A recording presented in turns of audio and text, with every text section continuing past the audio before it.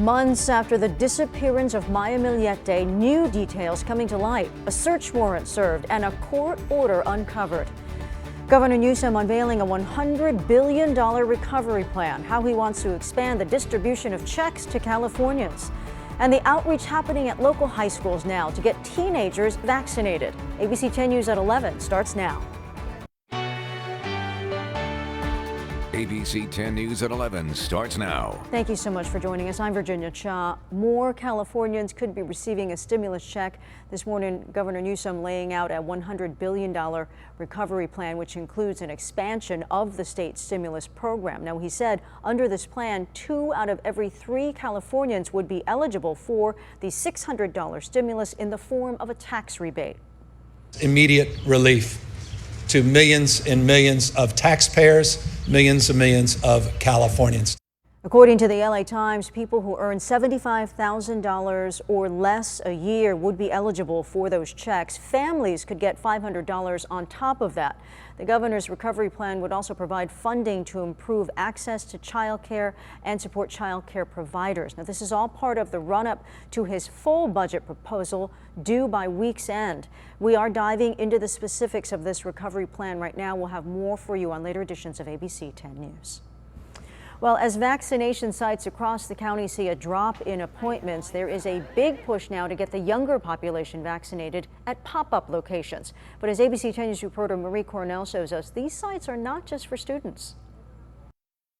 Starting this week, there will be a number of pop-up vaccination clinics held at schools all across the county. These neighborhoods were specifically chosen because of the low vaccination rates. Among those getting vaccinated at Hoover High was Maite Valderas, who came with their mom. Both were hesitant to get the COVID-19 vaccine, but Maite, who is an alum of Hoover High, says having a clinic in their neighborhood made the decision easier, something she believes many families can relate to. There's a lot of first generation students that are coming here, and a lot of their parents don't speak the language, so they're it's really nice to be able to see moms with their children here and dads as well, being able to come here and have their questions answered and feel kind of safe that they're getting the vaccine in their own community, so they're very close to home. This pop-up vaccination clinic is accepting walk-ins for anyone 16 and up. It's run by UC San Diego Health, and it's one of many schools that's hosting a vaccination site. Sharp Healthcare will be holding sites at Canyon Hills High School, Kearney, Claremont, and Health Sciences High and Middle School. UC San Diego Health will be hosting sites at Hoover, Lincoln, Crawford, Morse, and San Diego high schools. Hoover High senior Ivania Rubio says, while many of her peers are still hesitant to get a vaccine, she feels having a vaccination site right on campus will change people's minds. That connection not only with my community, but my school and just with myself too, being able to just come in and know that this is something that we have to do. For a list of the schools that are participating in these pop-up clinics, go to our website, 10news.com, click on this story, and we have posted a list. Reporting from Hoover High, Marie Cornell, ABC 10 News. All of this comes as we find out pediatricians here in California will be able to bypass the My Turn appointment system to get doses into the arms of children. According to Cal Matters, the move is intended to speed up COVID vaccinations among younger groups. The state website has seen glitches. The design has been frustrating a lot of people in California. Now, once the vaccine is approved as expected for 12 to 15-year-olds, the number of eligible Californians would increase by 2.1 million. The state has not yet determined how doctors will get their hands on those doses. Right now, Blue Shield is overseeing vaccine distribution in the state and has been giving priority to mass vaccination sites. And as more people become eligible and more Americans have access to vaccines, more CDC guideline changes are on the horizon. Dr. Anthony Fauci hinting at relaxing recommendations on mask wearing even more. ABC's Elizabeth Schulze has the details. With new coronavirus infections at a 7-month low, positive momentum in the nation's fight against the pandemic. Dr. Anthony Fauci suggesting indoor mask requirements could start to be lifted as more people get vaccinated. The CDC will be updating their recommendations and their guidelines. But yes, we do need to start being more liberal as we get more people vaccinated. The CDC reports more than 152 million Americans have received at least one dose of a COVID-19 vaccine. but demand for the vaccine is declining. The U.S. giving just below 2 million shots a day, down nearly 40% in the last month. I didn't really know much about it, so I thought maybe wait a little bit and see how that goes. As soon as today, the FDA is expected to authorize 12 to 15-year-olds for Pfizer's vaccine under emergency use. That will provide a whole lot more opportunity for freedom for those kids. And we want to be able to open up the high schools and the middle schools in the September timeline. Not soon enough for 15-year-old Dakota Morgan, a healthy teen who loved basketball and died just 2 days after she was diagnosed with COVID. A sobering reminder that the daily death toll from the virus is still going up. Last week, averaging almost 650 Americans dying from COVID each day. They told us to come in and say goodbye just until she made it to Lurie's hospital. I didn't think that it was goodbye forever. And more Americans are traveling as they get vaccinated and states lift restrictions. More than 1.7 million passengers passed through TSA checkpoints on Sunday, a new record during the pandemic. Elizabeth Schulze, ABC News, Washington.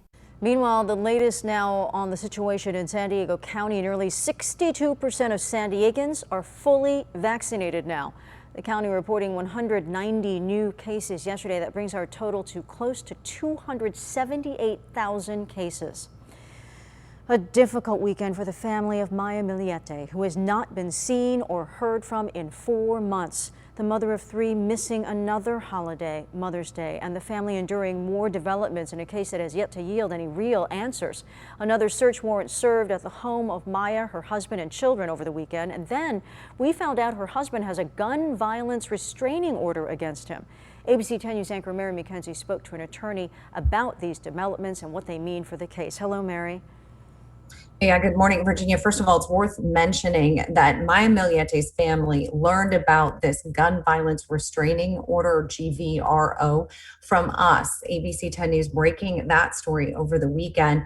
And a Sky 10 was overhead Friday as officers at a U.S. Customs Border Protection dog were used to search the family's home. Chula Vista police not saying yet what may have been recovered.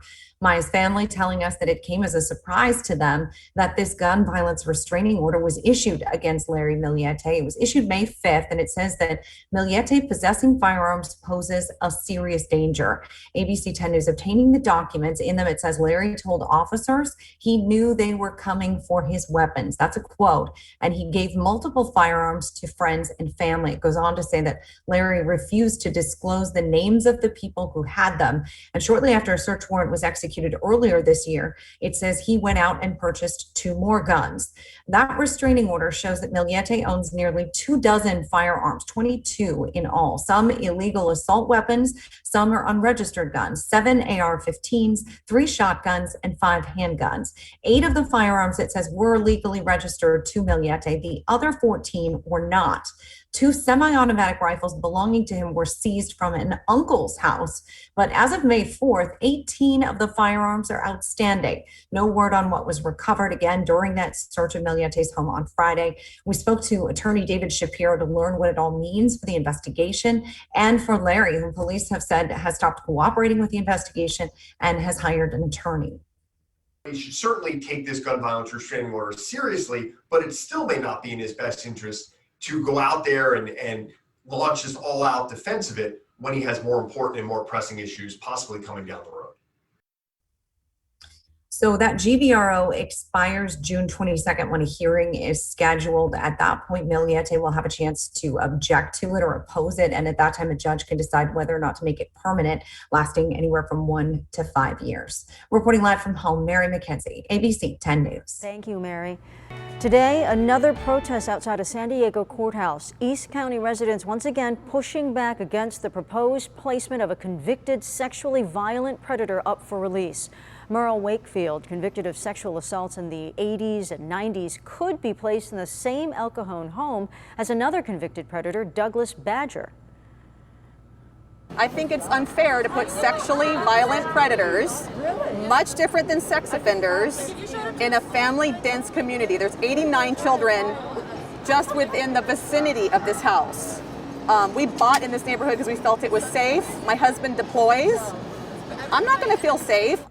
We talked to County Supervisor Joel Anderson last month about the potential moves, and he told us a disproportionate number of these types of offenders are being released and placed in his East County district.